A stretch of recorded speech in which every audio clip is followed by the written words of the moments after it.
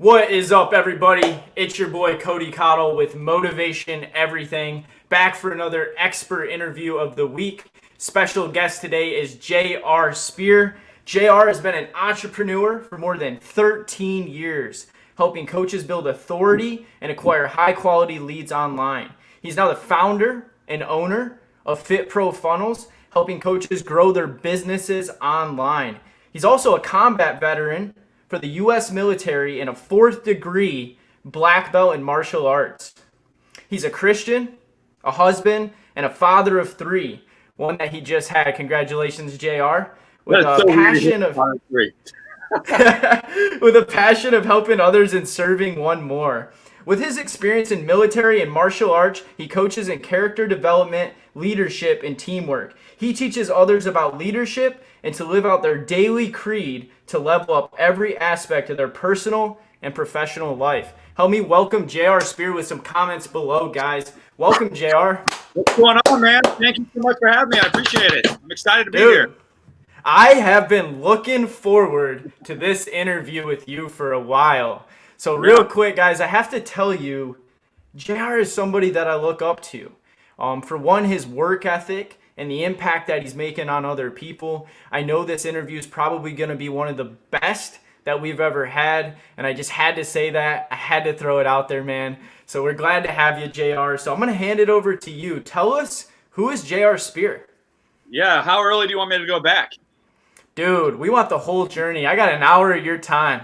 All right, let's go back to the beginning. So I literally came out of my mother kicking, and I tell this story all the time because it's 100% true, is I grew up in a family-owned martial arts business where my mother always owned a martial arts school, and me and my 4 sisters, we kind of grew up in the industry, and I came out kicking from day one and competed on a national level all over the U.S., starting out in regular traditional Japanese karate, done various styles, done Olympic style taekwondo, American kickboxing, Muay Thai, grappling, judo. I can't really say jujitsu, but I know a little bit. Keto. I mean, anything you can imagine. I grew up in. I was exposed to a lot of different industries or different arts when it came to the martial arts industry, and started the teaching at the age of probably I like to say around 12 or 13, and that really taught me a heck of a lot about who I am today. And I remember being a really young kid. Probably around the 2nd grade or whatever, we're probably like 8 years old, 9 years old. And I go to my mom and I'm like, hey, Mom, how come I don't play any sports like anyone else? And granted, I did play football. I played football from like 7 or 8 years old all the way through high school. And then even ice hockey I got into in 5th grade. But I think this was almost before I even started playing football. So it had to be before around 8 years old. But I asked her and she goes, well, you do play sport. You do martial arts. And to me, that didn't feel like a sport because, and I say this, and I bring that up because it was a lifestyle for us. That's all we knew. Like me and my sisters, we would go to school, and then we go to the martial arts school, and we're doing that 6 days a week, and we're eating dinner at the martial arts school all the time, every single night, 6 days a week, and then Sunday we did family and church stuff and things like that. So it was a very different lifestyle than what the average person does or goes through because we grew up in a very much disciplined type home. You would think we had a lot of structure, but in a way it was structured for us, but it didn't seem like it was very structured in a way just because we were always at the martial arts school doing our thing and very active and always surrounded by people. And it's like, I think that's what really drew me to be an extrovert and wanting to teach and wanting to help people so much. It's just because I didn't go a day where I wasn't surrounded by 10, 15, 20 people all the time and just always being in the center of a crowd. And I always needed that attention. I was talking to my dad yesterday, and he was kind of joking at me because he's asking how my boys are. They're all in St. Louis, and I live in Virginia. So he's like, "Hey, how's Jameson? How's Rowan? My 2 little boys?" And I'm like, "Yeah, they're wild and crazy." And I said, "Yeah, they're just like their daddy was." And I laugh at them because I look at my boys, and they're all the time. And I'm like, "Man, my dad was always right, saying, okay, he said I was gonna have payback someday, and I definitely got it. But I love it. I love their energy and what they do. But one thing that he did say was, JR always had to be the center of the crowd. It's like the people would be swimming in a pool, and I would just run right in between them and splash in the pool right by them just so I can get their attention. And that's true. And I can't really explain why I was like that as a kid, but I can say, getting that attention and wanting to be in front of people and always want to serve and help people, that kind of really instilled of who I am today. So grow up in the martial arts school. Even when I went to the military, right out of high school, I didn't know what I was going to do, and right out of high school, and I was kind of got in a lot of trouble with hanging around the wrong crowd in high school, and needed to pay off a lot of different debts, and didn't have any money, lost my license through some trouble, and so my grandmother, I skipped school one day and she picked me up and was like, I asked her, hey, can you take me to some pawn shops or whatever so I can drop off some stuff? I know a lot of your audience is probably young. They don't even know what pawn shops are, if they're even around anymore. And we got a couple by us, but they're places that will resell and buy things from you. So I went and got everything that I could imagine. I was like, hey, Grandma, can you take me? And she said, sure, but she didn't tell me like the little trick that she had up her sleeve. So when we got in the car, she was passing by all the places I wanted to go to and pulled in a parking lot, and we stopped right in front of the shopping center, and it was the recruiter's office. And she was like, hey, you're walking in there. I don't care what branch you're signed up for, but you're signed up for the military. And I knew I wouldn't go Army or Air Force, and I would always wanted to go either. Well, I didn't say I always wanted to, because I had no intentions of going to the military until that day. But she was like, hey, go in. And I was like, okay, I don't want to go Marine Corps because they work too hard. And Navy, okay, maybe I can do that. It'll be a little bit easier. My grandfather's retired Navy. My uncle was a Marine. My dad went in the Army, but I always wanted to be Marine or Navy if I was going to go in the service. So went in, signed up for the Navy, and this was at 17. So I still had another year of high school left before I shipped out for boot camp and things like that. But it was in between my junior or after that time and then senior year before I graduated. I really changed my life, and I changed my environment, the type of people I was hanging around. I stopped doing stupid things. I rededicated my life to Christ.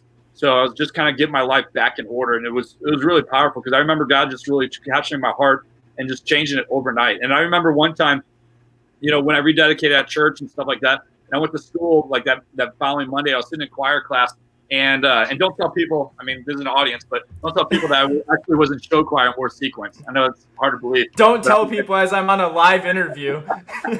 Yeah. So my wife always jokes about it. I was like, here's this jock dude that plays football and martial arts and fought my whole life. And then here I'm wearing sequins and stuff like that. But anyway, so I remember going to choir class, and I'm sitting next to this kid, and just said hi to him, and he like jumped back. And it was at that moment that I was like, oh, wow. I didn't realize that the way that I was and how much hate I had inside of me, that I was actually a bully, and never knew that I was a bully, because I was so blinded by all the evil and all the hate that I had going on in my life.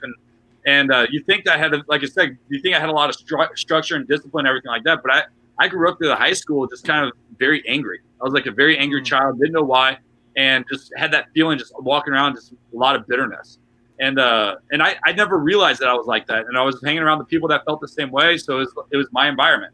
I mean, I wasn't listening to my mom. I wasn't really being supportive in the family, and was always kind of running away, doing my own thing. But it was after I rededicated my life to Christ, went to church, and saw how this kid jumped, that opened my eyes. Like, oh, wow, if he's scared of me, why? And it really opened up to who I was. But that's not relative to like today's story. But, I kind of wanted to bring that up, because to me, that really shows more about my faith in my heart, where it actually transformed and where it went. So right out of high school, went in the military. And this shows how big of a sense of humor that God actually has. So I went in the military. It was Navy boot camp, and it was in Great Lake, Chicago. And I went in as an aviation boatswain handler, which I never even saw that job or did anything with it. So I went in an aviation boatswain handler. Don't even know what they do. I think it was like a fuelman or something on top of carriers. And the only reason why I chose that job originally is because that's what my grandfather retired as, and I didn't know what I wanted to do. And so went into boot camp, and then was going through the process, and I found about this job about being an RP. And an RP is a religious program specialist, which is essentially a chaplain's assistant. But in time of combat, our job is providing security for the chaplain, because chaplains are non-combatants. And talking about the sense of humor of the way that God is, well, first off, the Marine Corps is a department of the Navy. And there's a couple different jobs that the Marine Corps doesn't have that they pull from the Navy, then we actually go through training so we can go serve with the Marine Corps. And being an RP, that's one of them.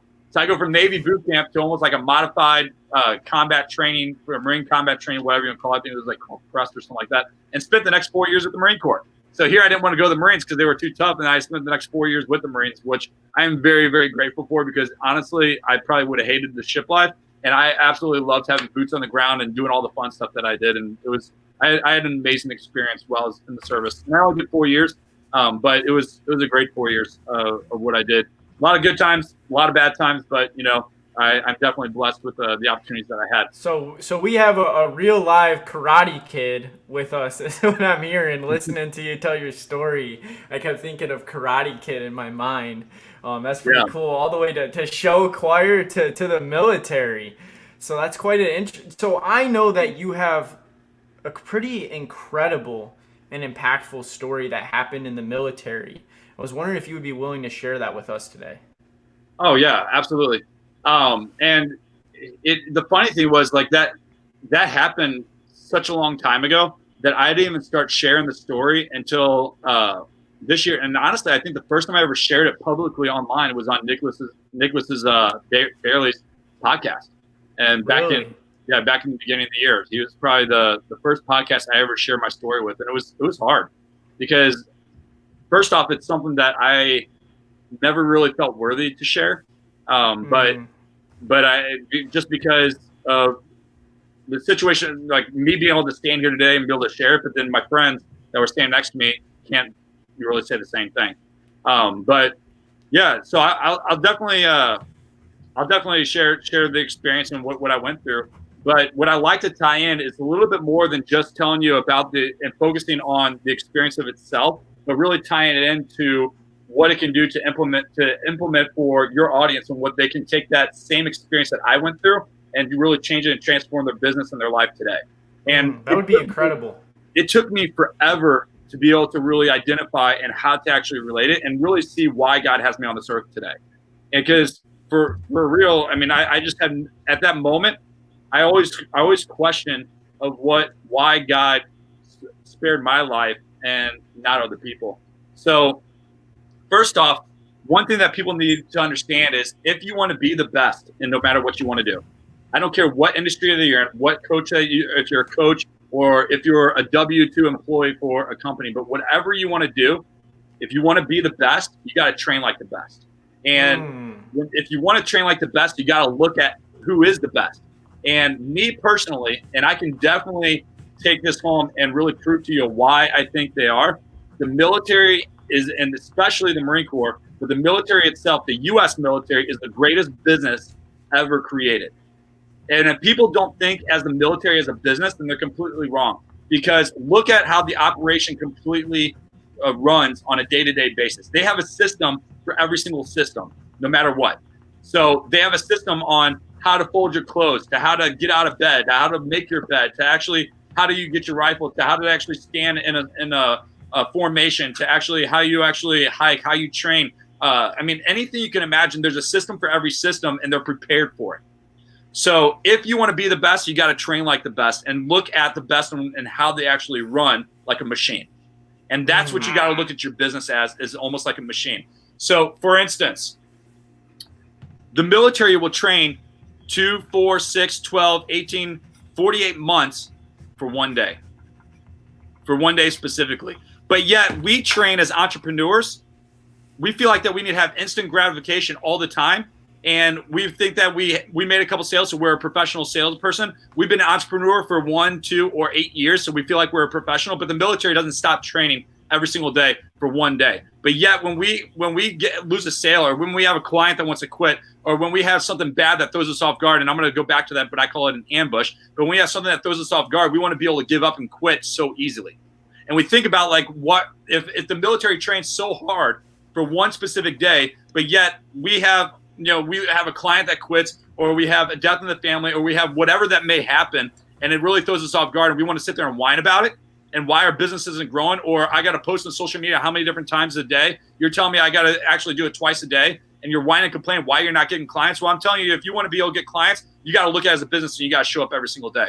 Because the people that want to show up, they're being louder than anyone and everyone. They're showing up and taking action every single day. So for the military itself, this is something that really had to open up my eyes and look at those situations that I was in. So on February 7, 2007, my life completely transformed and completely changed forever.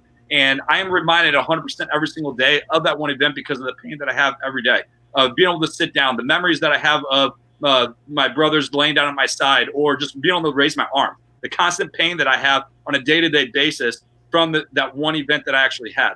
And on February 3rd, 2007, I was involved in a suicide bombing. It was a walking checkpoint in Barwana, Iraq. It was at on Euphrates and Tigris River. So if you know anything about the Bible, that's where Father Abraham walked up and down that river a lot. But it was right at that checkpoint when we did. So we searched everyone walking in and out of the city. And I was at this in the center of the area at the checkpoint where I can actually see everyone that's walking, both directions. So there was like an opening walkway, and I was there with another Marine. His name was Corporal David Emery. He's a sergeant now, and was there for probably 30, 45 minutes, talking to him, getting to him. Because my whole job, what I did, yes, was providing security for the chaplain, especially in time of combat, but it was also to provide moral support for the other Marines and sailors that were there. So I am like literally the only smiling face or I try to keep a smiling face and bring some sort of goodness with them. I'll carry around my guitar, let them play my guitar if they wanted to, and just try to kind of keep their mind off different things. And I was really good at that. I'm really good at connecting with people, having conversations with people, and really getting them to expand and just kind of take their mind off where they're actually at. So I'm standing there with Corporal Emery for the longest time. And then for whatever reason, I don't know about you, but if you've ever been in a situation where you get this feeling in your gut and it's like, hey, move. And you don't know what it is, or do this. It's like, hey, you know what? I probably need to call this person. I probably need to, reach out. I probably need to go do this, or I probably need to go to the store. A lot of times we're prompted to do something and we just don't really understand why.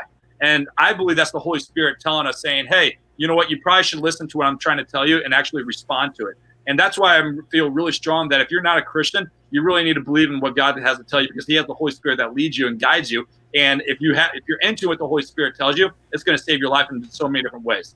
And that's why it's so important to be in tune with the voice of God and be able to hear what he actually says to you so that we can listen. So I learned to memorize Psalm 91 when I was over there. And I don't know if you know that verse, but I had a friend or someone from my church that mailed me it was a bandana, and it had the whole Psalm 91 on there. And the best, not the best part, the whole thing is good. And I learned to memorize it. But the one big part is 1,000 may fall at your side and 10,000 at your right hand, but you shall not be touched. And I memorized the whole thing. Every time we got into a Humvee, I was like praying that over me and just kind of speaking it, because that was the scariest time. I was fine if I can only imagine. I was fine if I had feet on the ground, but if I had to get in a Humvee, I was terrified every time I got in a Humvee, because I was like, you just never knew, because we're fighting a ghost. You didn't know if you're going to run over an IED. You try to just kind of stay in the path, follow the taillights in front of you, and move as fast as you can when you're going down the streets. So I memorized that. I'm standing with Corporal Emery and kind of get that feeling in my gut, almost like a nauseous feeling, where it's like, hey, you better move now or I'm going to make you throw up type thing. And it's like, oh, man, I feel sick. The chaplain is around this HESCO area, so I couldn't see him. So like, hey, you know what? Let me go around, check on the chaplain. And I was like, okay, I'm going to just walk over there. And as I'm walking, my sergeant major crosses my path. And sergeant major is the most senior enlisted person in our battalion. And other branches, they don't really do this as well as the Marine Corps. But whenever someone like me walks by a senior enlisted, you always give proper greeting. And I say that because you just don't forget his voice. And he has such a deep voice where it's like you call it, you give him your greeting. It's like, hey, Sergeant Major, and he just looks down at him. He's like, RP, like this really deep voice. You just don't forget it. And his name was Sergeant Major Joseph Ellis. And when we crossed paths, it wasn't even seconds later where he was right where I was at with Corporal Emery, and I passed by him, and I ended up seeing the chaplain. And then that's where the coward actually lifted his arms and blew himself up, strapped to C4. And I was probably the closest person to the entire blast. And for whatever reason, God spared my life. And it could have been the direction of where I was at. I was thrown. I was probably knocked out for a little bit. And all I know is I didn't know if I lost my arm, my legs, whatever it would be, because I had no feeling the entire right side of my body. My right side of my face was completely numb. My right ear, I still have hearing issues with my right ear. I couldn't lift my arm. It was completely like numb and tingly and everything like that. And I had straight tunnel vision. I couldn't see out on my left and right. But I did see my chaplain like trying to crawl, and he could barely move. And there was like a shelter that we had. It was 2 levels because we could oversee, all the different people searching, and we can see like the town up in the area. But there's a little shelter, and I saw the chaplain there, and all I did was grab the back of his flak, and I could barely move myself, but I dragged him like 25 to 50 yards as he's trying to crawl to get under the shelter. And we didn't know it was a suicide blast. We thought it was mortars coming in. And so I got him in there. And the crazy thing is, if you want to talk about the hand of God, like I had a speck of blood smaller than a dime on the back of my flak, and my chaplain even had body parts of other people on his clothes, blood, flesh, everything you can imagine. And for whatever reason, God just had me in the right place, the right time, at the right moment, and it was crazy. So that's a crazy story in itself. But what I really want to tie in for your audience, and if they want to take any notes, is going to be the reflection of what I'm about to say right now. And it goes back to what I was saying is we train so hard for one day. And you really need to understand is that one day, that one ambush, we worked hard. We didn't know what was going to happen, but we know how to actually respond to it. You're building that muscle memory for that. And that's an ambush. What I call an ambush in a personal life is anything that throws you off balance. Anything that takes you off guard. It could be a death in the family, someone getting sick, a client quitting your program. It could be an employee that quits or an employee that you got to fire. It could be a change in your business, a change in your life. Anything that's going to be something that throws you off balance where you're like, oh, wait, I actually got to make a change. And what you got to understand is not when you're going to get ambushed, or if you're going to get ambushed, it's when you're going to get ambushed. Because we're all going to go through certain situations in our life, and we just got to know that we're prepared for that time when it actually happens. So the amazing part that I want people to really get, so put the image of this blast happening, and everyone, there's chaos everywhere. We start that David Emery that I was standing next to, he lost both of his legs right there from that blast. My Sergeant Major, he ended up dying. We lost a female Marine. Her name was Jennifer Purcell. We lost our interpreter, Jimmy, who I was really close to. I actually held him, was looking down at his face, talking to him while he took his last breath. And I'll never forget, just like kind of crowded over his face while the corpsman and another Marine are trying to patch up his holes and get the shrapnel out of him. And I'm like looking over him, trying to keep him alert, and saw his eye just kind of rolled back completely gray, and he took his last breath. And then a lot of other people got injured and hurt and stuff like that. So through that, helicopters are flying in, evacuating all the people that got injured. Smoke is going everywhere. And then all the other Marines are out patrolling the city, seeing if there's any other danger. The senior enlisted are watching everyone, controlling what was going on. The engineers are out there doing their own thing, doing whatever they had to do. So I mean, everyone knew their place, what they had to do at the right time, and they responded appropriately. The only way that we are able to respond appropriately is by following this method that I call ICE. Okay, ICE is a method that I have created, and it stands for identify your threats, create a plan, and execute the mission. So going back to when I was saying that you have to train 4 to 6 to 12 or 48 months for that one day or the one event that actually happened, we trained hard. We did a huge workup session before we even got there on that deployment to be able to train for that one day that is going to come. We didn't know when, but when it's going to come. But to be able to do that, we had to identify what all the potential threats were. We didn't know what was going to happen, but before we actually went on deployment, we had to also identify all the different types of threats that could come: IEDs, firefights, suicide blast, where people are standing, how we're going to be reacting to it, how we're going to respond to it. Because when the shit hits the fan, excuse my language, but when the shit hits the fan, we got to know how to respond without thinking. So it's always about react, don't think, just do. And you got to be proactive rather than reactive. So when something happens, we got to respond appropriately. And the only way we can do that is by building that muscle and identify those threats. Identify all the potential things that can hurt your business, that can hurt you, that when you get ambushed, that you know on how to respond. Big situation right now, COVID. Were you prepared for COVID to happen? Were you prepared to be in this recession or be in this crisis that everyone is going through right now? Majority of the people aren't. The majority of the people are suffering. They're hurting. Businesses are getting shut down. They're living on stimulus money. They're living on unemployment. I mean, people are having to sell their house. They're having to sell their left kidney just to kind of survive, and it's sad. And people are hurting, and it's really difficult. But if they didn't live in survival mode or in crisis all the time, but they really identified for the potential threats that can come, such as a recession, no one could have said that COVID or this pandemic was going to happen. No one was ever going to say, unless you watch The Simpsons, but no one was going to say like everything was going to be virtual and that we had to run our businesses that way and not do any type of live events. But we had to also prepare, saying, hey, a recession could come, or a recession is going to come, and are you going to be prepared for that? If you're a gym owner and your gym has to get shut down, which no one ever thought would ever happen, but if your gym had to get shut down, are you prepared to be able to react appropriately? And that's identifying those key threats that could possibly happen, so that way you can create that plan, which is the second part of ICE. Identify those threats, create that plan. That plan is going to be that training or that setting up, so that way when it does happen, when that ambush actually comes, that you're prepared for that. You got to, and that's the E. That's the executing that mission. So that mission is executing that plan that you have created to be able to put together. So when you are ambushed, you are ready to respond. And this is one thing that I hold true for myself. And it took me a long, long time. And honestly, it probably took me telling the story about 50 times before I even realized, it's like, oh my gosh, I had a light bulb that went off and was like, God's showing me something so much bigger. And I probably would never even noticed it if I wasn't keep telling my story and be like, man, for us to be able to like looking at an overview of that day and evaluating everything, because, being in counselors' offices and telling the story over and over again, I hated it. And it really was hard.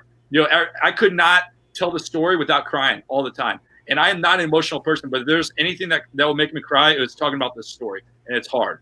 And it's a traumatic experience, man. Yeah, and the fact is, I live this experience every day of my life. I mean, where people talking about PTSD is real, and for so many different people. And no matter, even if I say, hey, I want to release it and let it go, like I don't think I've been through so much treatment on my back that I don't think I can ever really just let it go, because every time I raise my arm and I feel that pain, I'm reminded about where that pain actually came from. But that's beside the point. What I want your audience to actually get from this is we had to really identify what those threats were and create that plan and execute that mission for that one day and that ambush that happens. And for your audience, if they really want to set their business up for success, you got to be proactive and really understand, like, hey, what are those potential threats for when I'm going to be ambushed, and am I going to be prepared for that? And are you going to have that plan and have that muscle memory and have that training to have that skill set to be able to do so?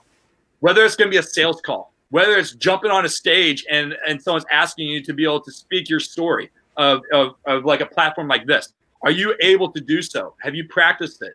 Do you have that muscle memory? Or are you going to freak out because you're too scared to do it? Or are you going to be able to respond to that objection that comes every single day and you just don't know how to react to that? Or are you going to, if a death in the family or you have a child that gets sick, for instance, for me, when my middle child he was 1 year old, he got admitted to the hospital and almost died, and was admitted in the PICU for about 2.5 weeks. And we were literally in the hospital for 2.5 weeks, and I couldn't do anything business wise, but it didn't hurt me at all because I was prepared for it. I was like, okay, if this happens, do I have things in place to make sure that I'm prepared and that my family is going to be protected financially? Are we going to have the people to watch my other kids? Is everything else going to be in order so we can do it? But we had a plan and we knew how to respond to it, and it didn't affect us one bit. We didn't even skip a beat. We were able to focus on taking care of my kid without having the stress or worry about my business shutting down. So it's crazy because most people get into entrepreneurship to have that freedom, right? Yeah. Like, why do you become an entrepreneur? True freedom. When your kid does go to the hospital, but to actually do that, you need those systems and that processes and that strategy, as you're talking, to be able to execute when that happens. And it's interesting how many entrepreneurs go into business, but they don't do this. Yeah, 1,000,000%. And it goes. The crazy thing is, I look back every time I tell this story, and I'm amazed because I like, you can't see it, but for me, all I see is all the Marines patrolling the city and the helicopters coming in and everyone evacuating the people that are sick. And it went on for like this long day. I didn't get back to the camp until late at night. And then I go to my chapel tent, and I just have body bags just laying right in my chapel tent where I was trying to find a place to kind of just get away and breathe for a little bit, because I was part of the cleanup crew where I was picking up people's arms, their torsos, their bodies, their heads, and I was actually cleaning that up and putting it in bags. And it was hard. But when I look at that, I'm like, man, we didn't even think about what we had to do. We just responded. We just reacted to it. And when you're going through that training, it sucked. I can't tell you how many times we're on the rifle range. I'm like, gosh, do we have to do this again? Do we have to go and police all our ammo that we just shot? Do we have to go on this 15, 20-mile hike with this big rucksack on our back all the time? And I'm like, man, there's a reason for it. And at the time, we're all complaining. We're all sitting there whining about big babies, about why we have to get up and do something. But when I look back, I'm like, I'm thankful that we were forced to do that. And we were forced to go through all that hard work in that process and put in that sweat and tears for it. Because if we didn't go through that, we wouldn't be in the physical condition to be able to respond to it. We wouldn't be in the mental condition to be able to respond to it. And we wouldn't be able to react and have that muscle memory to be able to respond to the situation that took place when we got ambushed. Same thing in your business. You got to put that hard work into it. You got to be in front of the right people, the right environment, have the right coach to make sure that you're leveling up and being able to take it to the next level.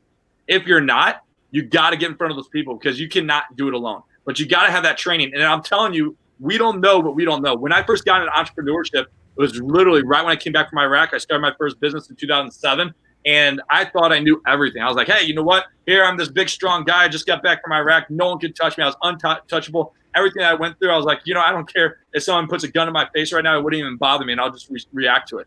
And little did I know that growing a business, I didn't know what I didn't know. And I struggled the first part until I hired my first coach after the first year. And he literally took my business from like 0 to over 27,000 a month, or at my highest month at that time. And it was crazy because he taught me simple strategies that I didn't know, but I would never have known what to implement if it wasn't for having a coach like that. And then the training that he would teach me, and then everything that I had to do, I'm learning how to sell, how to do my one-day events, how to actually put together the offers, how to actually present my program and services to my clients, to making sure that I'm offering something of high quality to them. Because people think like, hey, I got a great quality service. My clients love it, but are you growing? Are you getting referrals? Are you constantly making your business go up? Because you should show up every single day doing two things: always improving your quality of your products and services, always improving the quality of your customer experience. If you're not doing that and figuring out how you can make your customer experience better and your products and services better, then you're doing yourself and your customers a disservice. And that's what you should be showing up and doing every single day. So, but to do so, you got to go through that sweat and tears. You got to go through challenge. You got to go through trials. And I really think that God takes us through different challenges and things in our life to really prep us for where we're going today. So, yeah. So, I mean, if I personally would not be the person that I am today if I didn't go through all the hardships. But at the time when I was building my businesses, I thought I knew everything. I was like, man, I went through a lot of success in businesses. I went through a lot of failures in businesses. And even when I was in Iraq, I went through a lot of hard times in that. But if I didn't go through that, I wouldn't have a story to tell today. If I didn't go through that, I wouldn't be able to talk to Cody Cottle and say, hey, you know what? You're going through this right now. This is the experience that I went through. Why don't you not do this and be able to go here? And now I can really teach from experiences. So some people will say, like, I may be first off, let me take it back. I've been doing more business coaching and helping people professionally for about 3 years now, and really taking off the past like 12 to 18 months, like really expanding. But I'll tell you, it was a rough road when I got started. And I was showing up and I was doing the work and I was grinding, doing it, but no one was hearing me. I didn't know who was listening to me, but I just kept showing up. And there was days where I would stop for like months. I would start my podcast, do it really well, and then I wouldn't do anything for 4 months. And then I'm like, okay, if I'm serious about it, I got to do it. And you learn a lot, but you just got to show up every single day, put in that grunt work and do it. And success doesn't happen overnight. Success happens from putting the sweat and tears in. And success happens by going through trials. Like, you are not going to get to the place where you want to go if you're not going through hard times. If you didn't go through an ambush, if you didn't go through a time of tragedy, because very few people, I can't really say I know anyone that ever made it to the top, whatever that top may be, or like, so let's just say Tony Robbins.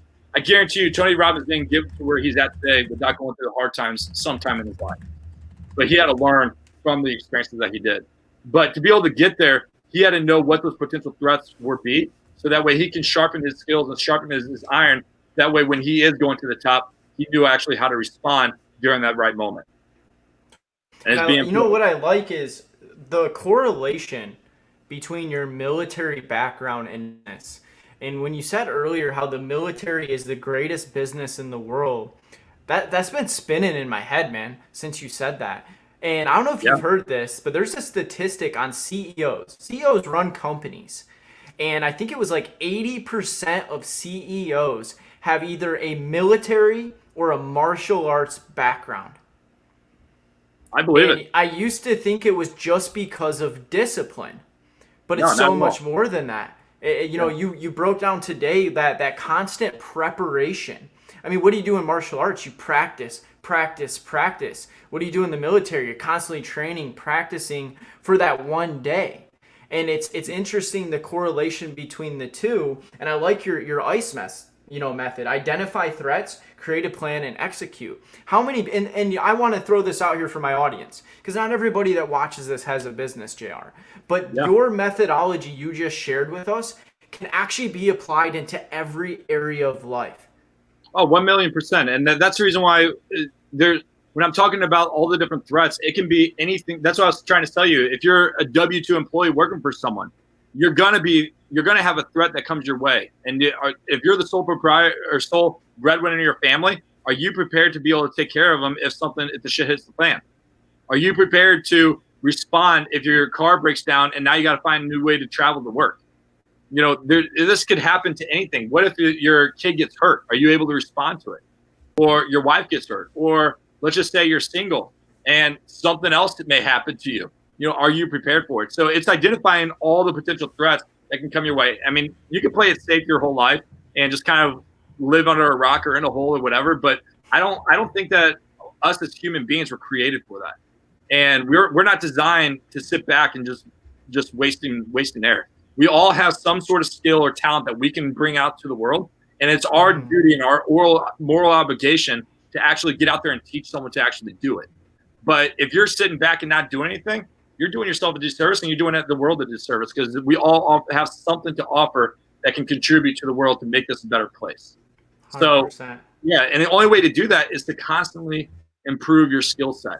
And to improve your skill set, you got to know all the different obstacles that you're going to face throughout the process. Dude, I preach. I couldn't agree more. And when you hit on you're doing a disservice to the world by not doing that, I live my life by that.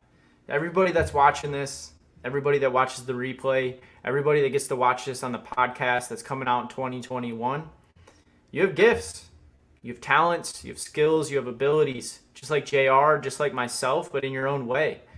And I truly think it's our moral obligation to figure out what those gifts are, what those talents are, who you are, and master it and give it away to the world in whatever form that you're passionate about giving it in. That's awesome, JR. So tell us more about how one could give us some strategies. What are some things that maybe you do that help you prepare for these threats, these ambushes? Yeah, well, first off, that I wanted to say something is like this whole COVID thing and this pandemic actually opened up my eyes to how lazy this world actually is.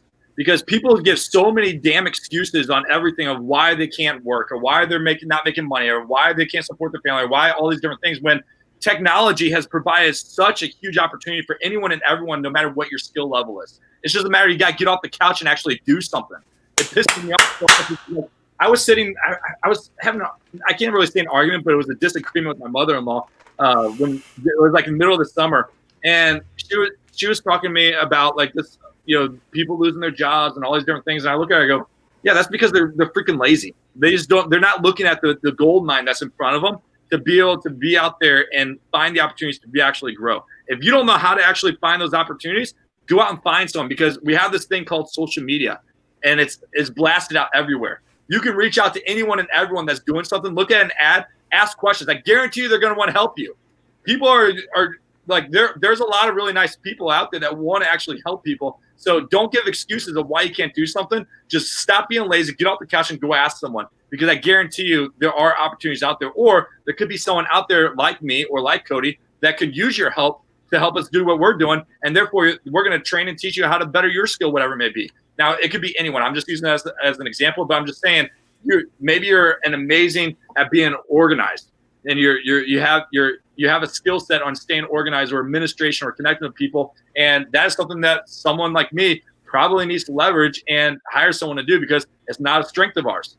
So if you're great at that, go find someone and ask. So I know that was kind of a little bit off topic of what you're asking, but when you were talking before, I really had to throw in there about the excuses, because to me, I just don't tolerate excuses. And if anyone's telling me like they can't grow their business during this time, it's because they're just not asking the right questions. They're not surrounding themselves around the right people, and they just don't have a heart to actually get out there and do it. They just want to be able to live off government assistance and welfare or whatever it may be, and have this mentality that give, take versus what can I give.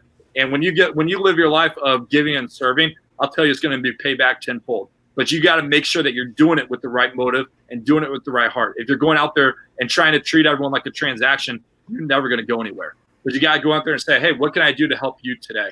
So a couple different things for your audience to do. And it's actually became my ethos, and it came more about the way that I live my life every single day.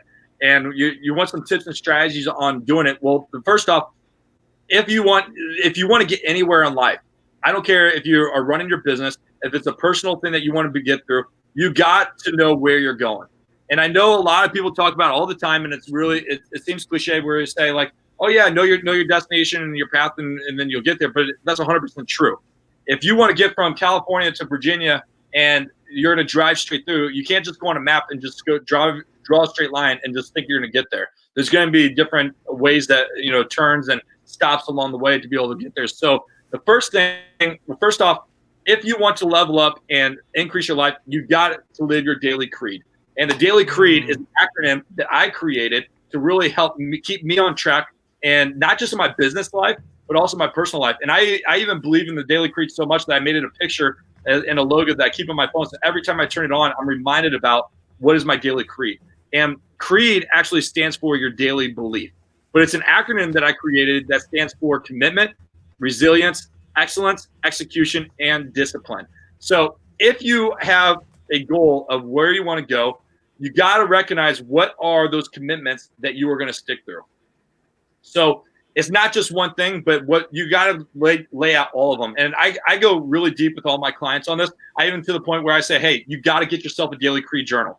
And I call it a daily creed journal because it's only focused on that one thing. It's only focused on your creed, your wins, and and the path that you actually got to get there. So understand and recognize what those commitments are that you're going to stick through, but making sure you're not settling for just mediocre. You're not settling for, hey, you know what, this seems easy, let me achieve it. If your goal is to hit $1 million, put that as your goal, and you're not going to settle until you actually hit that goal. If it's to hit $10,000 a month, $15,000 a month, $20,000 a month, whatever it may be, you need to set that standard, and you make sure you keep it until you actually reach it. And if you have a low month, you can't be like, I'm going to lower my standards this time because it was a little bit easier and I wasn't even close to it, so I'm not even going to try doing it for that next month. So instead of hitting the 10,000, and since I only hit 3,000 this month, I'm going to make my goal next month 5,000. Well, what you're actually doing is lowering your standards on one thing. When you lower your standards on one thing, you're going to start lowering your standards on many different areas of your life. So you want to level up and you want to be better. You want to be the best. And go back to what I said before. If you want to be the best, you got to train like the best. Well, in the military, especially the Marine Corps or the Navy SEALs or the Green Rangers, U.S. military overall, we're not going to be lowering our standards. This is the way that it is, and this is the way that we're going to train, and this is how we're going to get out there and do it because our lives are at stake. And this is the same thing because of your business or your personal life. You need to look at it where it's so strong that you're going to lose your left arm if you don't follow through with it, or so strong that your kid is going to die if you don't do it. That's how strong these commitments need to be, and you need to look at them daily. It's not just saying on a whiteboard or you have it printed on your wall in your office for you to look at. You need to have your daily creed journal where you're writing it down every single day. You're saying it as you're writing it down, and you're looking at it. And it could be the same thing every single day, but you put it down on paper every single day, all those bullet points of what those things are. And I have about 10 to 15 of them, the bullet points that I write down in there every single day. And one of them is to never be a W-2 employee again. Because as an entrepreneur, it is tough. It is a tough life. There's a lot of competition out there. There's a lot of noise. We get the imposter syndrome where we feel like we're never good enough. We feel like that we're not servicing our clients good enough. And I feel that every single day. And I guarantee you, people like Dean Graziosi or Tony Robbins or Cody Cottle probably feels that every single day. We go through those different times. But when I look at that, I'm reminded saying I don't want to be a W-2 employee. I'm going to constantly sharpen my skills and my iron to making sure that I'm never going to go back there. Or it could be leading my kids or reaching this dollar amount or having so many subscribers to my podcast or being on so many platforms or writing my book, so many different things. What are the things that you want to achieve? Having a certain house, having a certain status at a job, helping your kid get to a certain place in life, whether they achieve a certain skill, teach them the ABCs, how to actually read, how to actually play music. What are those things that you want to commit to and that you're going to stick to no matter what? So write those things down. That's the commitment. The R is the resilience. We all know that there's going to be tough roads. And this goes back to what I was telling you before, is we train for the unexpected.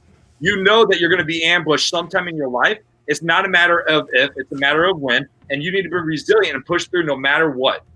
And then you got the E, the first E, which is excellence. And this, I took the word excellence from my martial arts background because when we're growing up in martial arts, we always say have black belt excellence. What does a black belt do? Well, a black belt does the right thing even when no one's watching. A black belt gives their best all the time. A black belt will push through and not quit and stay in the fight. So when I talk about excellence, I'm talking about that you're going to give your best and not settle for okay. And you're going to give your best all the time, even when no one's looking. And it's so funny and it's sad that we have to say this as adults because as kids, we're told this. But when we become adults, we want to teach our kids, but we don't do it ourselves. We settle for okay. We settle for mediocre. We settle for like, hey, that's good enough. I'll move on type thing. But rather than giving your best at everything you do. And that's a struggle, because if you really evaluate everything that you're doing every single day, whether it's going to be your posts, your conversations that you have, or whether it's doing a certain project at your house, are you really giving your best to everything you do? Probably not. You're probably just saying, hey, you know what? I got it done. It's good enough, and I'm going to move on. And I fall in that trap every single time. Most people do the minimum standard, man. Everywhere we look, it's average. I mean, average is everywhere we look. Well, that's why I say the daily creed is like your ethos. It's your belief. It's what you got to stick to and commit to. And then the second E is execution. You actually execute that mission that you go through, what the things that you're committing to, knowing that you're going to have those tough times and giving your best. And then the last part, D, is discipline. And it's not just that physical discipline, but it's that emotional discipline that people forget about. And what I mean about the emotional discipline is it's how you respond. We both know Chris Bargozzi, right? Yeah, absolutely. So Chris Bargozzi, great guy. Amazing guy, and I had him on my podcast and several months ago, and he said something at the very end that literally transformed the way that I think of so many different things, and it's stuck with me so hard that it like burns in me. And it's crazy. Like he's a marriage counselor who helps men level up and helps with their spouse. But one thing he said was the way that you respond is everything. That's not just in your marriage. That's in your personal life. That's in your business. That's with clients. Everything in your life. And that really has burned in me so much when he said that. And I hope that he listens to this podcast or he hears this live, because honestly, that made a huge impact on me. It's the way that you respond is everything. And whoever he heard that from someone else or he was taught it, but it is 100% true. And it's true, like the way that I respond to my kids. Am I 100% present with her? Am I responding to my wife? Am I responding to clients? Am I responding to certain posts a certain way that respond to a client a certain way, or a phone conversation, or my son's school teacher, whatever it may be. But the way that you respond to him is everything, because it's the way that you respond is either going to be of love, or it's going to be of hate, or it can be something neutral. But it can make an impact in someone else's life. It can make a negative impact in someone else's life or on you, whatever it may be. But the way that you respond to is everything. Like when I'll go down this road. You get a friend request on Facebook. It was from a fake account. And all it is a girl that's trying to, send you porn pictures. The way you respond to that receipt of what's being sent to you is everything. Are you going to delete it, or are you going to follow through and actually pursue that? So totally. It's not just in business. It's every aspect of your life. The way that you respond is everything. That one thing that he said really stuck with me. But I want to hit back on that D, because that emotional discipline is that emotional tactfulness and how you respond. And that's where I say the way you respond is everything, because it's having that emotional discipline to be able to react appropriately. So the thing about the daily creed is, what are you committed to, and that you're going to be resilient and push through, giving your best no matter what, until you achieve the results that you want to do, or until you reach that destination where you want to go. That's the daily creed. And really evaluate where you're at and what you want to achieve, because without a vision or a plan, you will fail. If you don't know where you're going, I don't care if you're an entrepreneur or personal life, if you don't know where you're going in life, you're just wasting air on this earth. You got to know where you're going. You got to know what you want to achieve. You can't just show up, wake up every single day, sit on the couch, turn on the TV, and just eat pizza all day. You got to know what your purpose is, what your identity is, of what you want people to perceive you as, and you got to run for it, because we all have something of worth. We all have something that we can give to be able to provide something to society. And like I told you before, it's our moral obligation to give back and make an impact in other people's lives. That's what we're here for. Dude, that was powerful, man. It's crazy to me how, when I think about how many people don't give their all. Yeah. I mean, it blows my mind, JR. It drives me crazy, because all I see as an excuse is like, really? I mean, you're doing this? I mean, this is what you're giving me? Like, you could almost argue, though, that society has been set up to allow people to be so comfortable, especially here in the United States, that they're comfortable, man. I didn't mean to cut you off, but it brings me back to a funny story. So when I went first in the military, my first chaplain that I worked with, which was my first boss, and I haven't told many people about this, but it's so funny. But I look back at it, and this is back in 2004 when I started working with them, and he was trying to teach, and he's a personal friend of mine still, and we don't live that far from each other. But he made me, for months, he was like, "Hey, RP, I want you to go write some goals that you have down." And I was like, "Oh, okay, yeah. I write down some goals and stuff like that." And so I just avoided it like crazy, like a plague. And I was like, "Oh, whatever." And then he pulled me in his office. He's like, hey, RP, I told you I don't know how many times to actually go write your goals. You tell me that you're working on it. Go get it right for me right now. You know what I did? I went in my office. I grabbed a scrap piece of paper, and it was sitting by my computer. I wrote down 3 goals, and I went in there and I was like, here you go, sir. Here's my goals I want to achieve. And I'm like, I gave him a half-assed thing that I didn't put any thought into it. I just put down 3 things, and I gave it to him. And I never seen someone so disappointed in me. And I was like, at the time, I was like, okay, what's the whole point of these goals? I didn't know at that time. But I'll tell you that one experience, what he was teaching me then, really opened my eyes to a lot of things. And he probably doesn't even realize that. He probably doesn't even remember that whole situation. But that one thing that he taught me, and it just like the disappointment that he had on me, it was like it taught me so much, because now I'm all about goals and vision and knowing about where you want to go. But at that time, I can care less. I just showed up, did my job every single day, and I played with the Marines. I went out and run all the time and just enjoy life. But I didn't really have any vision of where I wanted to go.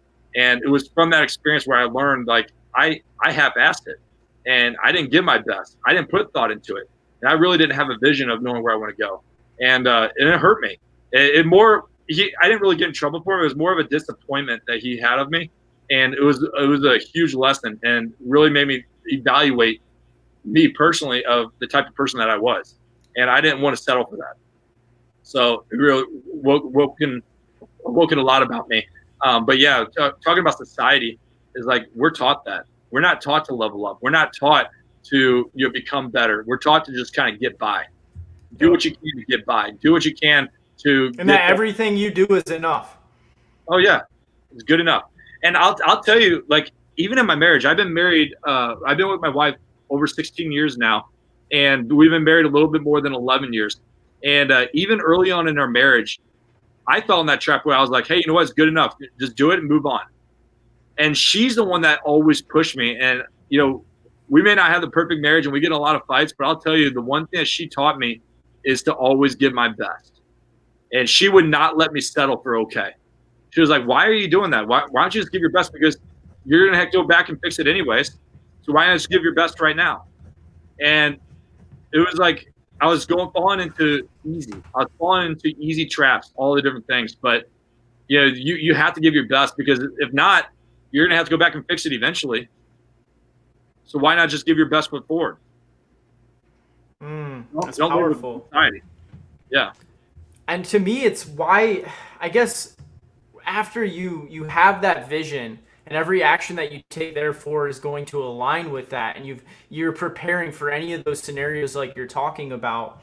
When you develop that, you're not going to do anything less than your best. Absolutely. Like, I'm in the position where, like you said, man, why would I half-ass anything just to have to go back and do it again? So yeah. It's interesting how just as much time and energy as people spend not giving their all is the same amount as doing it the right way the first time. Yep. It blows my mind, man. So I want to ask you a question. I still fail at it, just so you know. Nobody's perfect. We all have that, but we're constantly working towards it so we get better, we refine ourselves, we get more resilient. But JR, I want to ask you a question. I've been wanting to ask this question on an interview, and I don't think I've asked it yet. And it's a question that a mentor once asked me, and it was powerful, man, and it changed my life. And I want to ask JR Spear live in front of all of you guys, JR, what breaks your heart in the world? Wow. What breaks my heart in the world?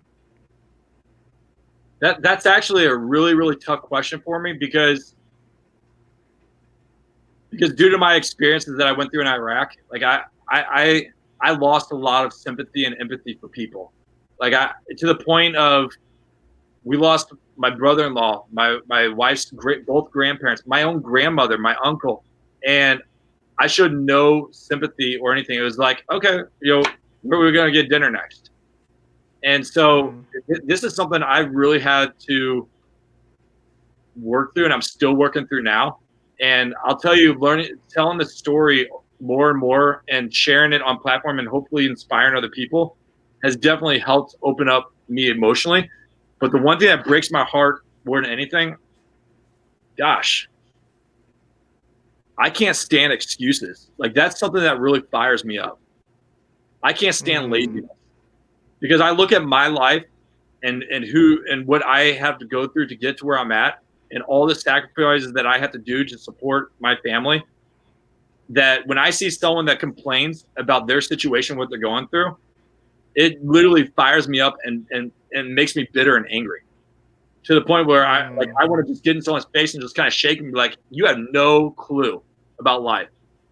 You have it so easy. Anyone living in the US has it way easier than a lot of other people in this world because we have way more opportunities than anyone else. And if you can't find it, it's just because you're given excuses of why you can't get there. But I can probably say there's a lot of things in life that would probably break my heart. But I'll tell you, the one thing that breaks my heart more than anything in this world is laziness and excuses. I can't stand it. Why do you think that is? Because you know people aren't living up to their potential? Because I know how hard it took me to get to where I'm at and where I'm going. And if I can do it with like people, and I don't mean this on a political thing, but when someone tells me I have white privilege, it really drives me absolutely insane because I have just as many opportunities as any other person. And I know people will argue the fact about white privilege and stuff like that, and maybe we do have certain privileges that other people, but I went through a lot. I went through a lot of debt. I went through a lot of hell to be able to get to where I'm at. I went through getting blown up in Iraq to give me that experience, to give me that story to get to where I'm at so I can have a voice to be able to share. We all have something that we can go through, but people just want to use welfare, society, or systems or whatever going on in life or COVID or politics or whatever as excuses to be the way that they are rather than focusing on where they want to go. And I just can't stand it. It just drives me crazy. So yeah, excuses and laziness is like two things that really drive me crazy. And gosh, I'm gonna have to put more thought into this, but I'm gonna get back to you because that's a powerful question, man. Because get back to me on that. But I'm glad you answered the way that you did. What you just said is so powerful, real, and raw. And I think a lot of people need to hear that. I think too often in life we fluff the answers that we give. And one thing that's been really cool about this interview with you is you tell it straight, man. And it's real and it's raw, and somebody might hear that and it might hurt a little bit, but maybe that's what they needed to hear to get, excuse my language, but to get the hell off their ass. Oh yeah. To quit making excuses, to quit justifying. I can't stand when people justify why they're not living up to their potential, which is the same thing as an excuse. They constantly have a reason why they're not doing the things they need to do to become the person they need to become, to impact in the world in the way they want to impact it, to live the life that they want to live. It drives me crazy, man. I can't stand that. I can't stand that they use the justification. Well, they try to justify the excuses of why they're lazy or why they can't be successful or why they can't have a job, or why they're living on welfare or anything like that. And the funny thing was, like, I've been in corporate sales for about 6 years, and even while I was building my coaching business and everything else that I'm doing now, and it was like the past year where my coaching business and my funnel business and everything started growing, and I was making more money than I was with the other job. And that became like a side thing. And then my boss got word and found out of what I was doing and ended up firing me. And this happened about 3 months ago or 4 months ago, whatever it was. And I'll tell you, talking about identifying threats, I was prepared for it. I was going to quit in January. I was like, okay, they're either going to find out what I do, because I'm so open on social media about everything. So they're either going to find out, someone from the company, which is what happened, found out by the company about what I was doing, and then they're going to fire me. But it didn't really affect me. And then I almost fell in the trap. Was like, okay, why don't I file for unemployment? And I probably could, but I'm like, file for unemployment. I mean, I make more money than this. I mean, why would I do that? And I almost fell in the trap. Was like, okay, well, I can file for unemployment and try to scam the system and try to do this and that. And I have friends that are like, they're master manipulators when it comes to different things like that. And they know how to scam the system on anything and everything to try to just get by. And it just drives me insane, because I'm like, why? Why are you justifying your actions to give excuses for the way that you're being? Why? And the same amount of energy that they're putting in to figuring out how to scam the system could be applied to building the life that they want to live. It blows my mind, man. You know, it's like everybody, dude. I had a career pre-COVID. I was furloughed. I was faced with the same thing. And for me, it's like, that's the last thing I ever wanted to do. And I remember filling out that paperwork and being like, this just doesn't feel right. And this Oh isn't yeah. who I want to be. And I'm going to go all in on a business that I haven't even created yet. And I'm going to create my own income for myself because it's an excuse to sit on my ass and do nothing with this time. So, Yeah. yeah, so we're top of the hour now, and I want to honor your time. But I do want to ask this, JR. One last gold nugget for everybody that's watching this live, everybody that watches the replay, everybody that catches it on the podcast. One last gold nugget you could leave for us, because this entire thing's been fire. I've taken a whole page of notes. I hope you guys have too. But yeah, what would that last piece of advice be? Don't give excuses and live out your daily creed. You got to recognize what that daily creed is. Figure out what those commitments are. Be knowing that you're going to go through those tough times and that you are going to get in ambush sometime in your life. Be resilient to push through no matter what until you actually reach that destination, because you are going to go through tough times, and you got to be resilient and push through no matter what, giving your best and sticking through and following through with what you want to do. Because you got, like Grant Cardone says, you got to feed the beast and starve the doubt. You got to push through. You got to know exactly where you're going to go, what you're going to do, and you got to push through no matter what. Stop giving excuses and justifying why you're settling for okay. But give your best. Boom. There you have it, guys. Straight from JR, real, raw, to the point. JR, where can people find you? Where can they connect with you? Yeah, I would love it if people started following me and listening to my Daily Creed podcast. They can find it on Apple iTunes. It's just called the Daily Creed Podcast. If they want to connect with me on social media, Facebook is my home. Reach out to me on Facebook, JR Spear. Shoot me a private message. Join my FitPro Funnels community. I help coaches. Build authority online and acquire high quality leads. So if you are looking for help on that to really excel and grow your business, I would love that opportunity to be able to help you guys grow.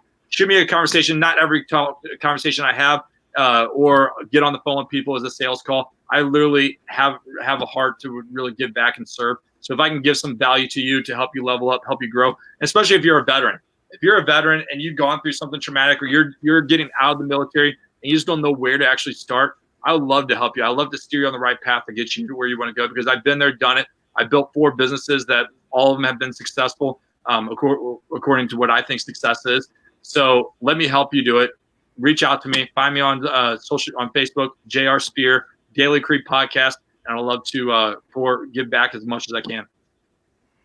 Love it, brother. So there you guys have it. Reach out to JR. Let's show him some love. Connect with him. Go to the Daily Creed Podcast. Follow it. Give it a 5-star rating. A way we can get some value to JR. JR, I just want to say thank you so much for taking an hour of your time to be here with us. I know you just had a newborn baby and you got a lot going on. But one thing I love about JR, directly in line with what he said today, he does not make excuses. So guys, the last nugget for you is quit making excuses.